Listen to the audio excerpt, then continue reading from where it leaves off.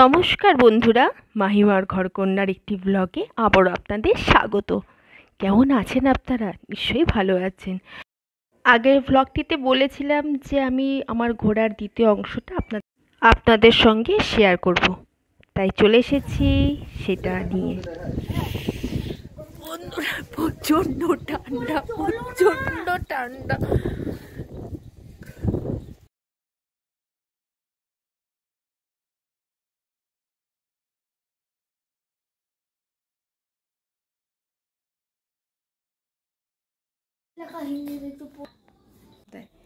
চলো তোমাদের সাথে আবার কথা হবে। আমি রুমে যাই, ফ্রেশ হয়ে আবার তোমাদের সাথে কথা বলবো, ঠিক আছে? তখন টাটা।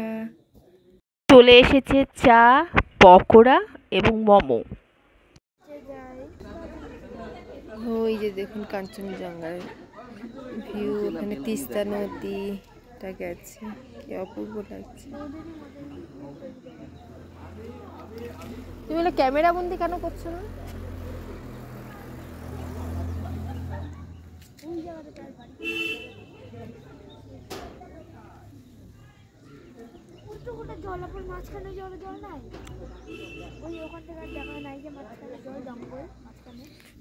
ওই দিকে হচ্ছে কাঞ্চনজঙ্ঘা, ওই দিকটায়, কিন্তু মেঘের জন্য দেখা যাচ্ছে না, ঢেকে আছে পুরো।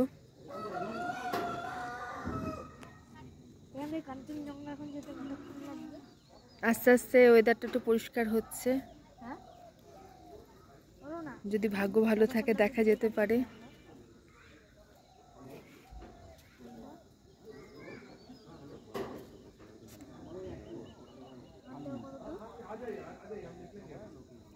ইনারা আমার খুব ভালো বন্ধুর মতো হয়ে গেছিল, খুব ভালো ওনারা।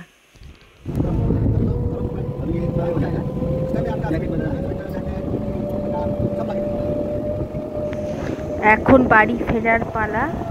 ভিউগুলো দেখতে দেখতে আমরা নিচে নামছি।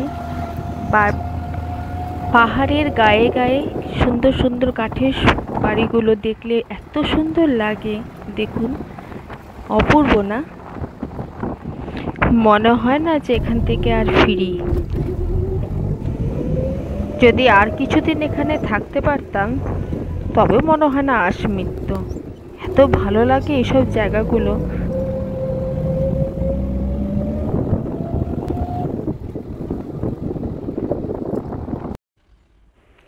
চলতে চলতে চলে এলাম সেবকের মন্দিরে। খুব জাগ্রত মায়ের মন্দির এখানে, সবাই অনেকে পুজো দিতে আসে। আর ওই দেখুন একটা বানর চিপস খাচ্ছে। যাই হোক, সব কিছু দেখতে দেখতে মন খারাপ নিয়ে বাড়ি ফেরার পালা।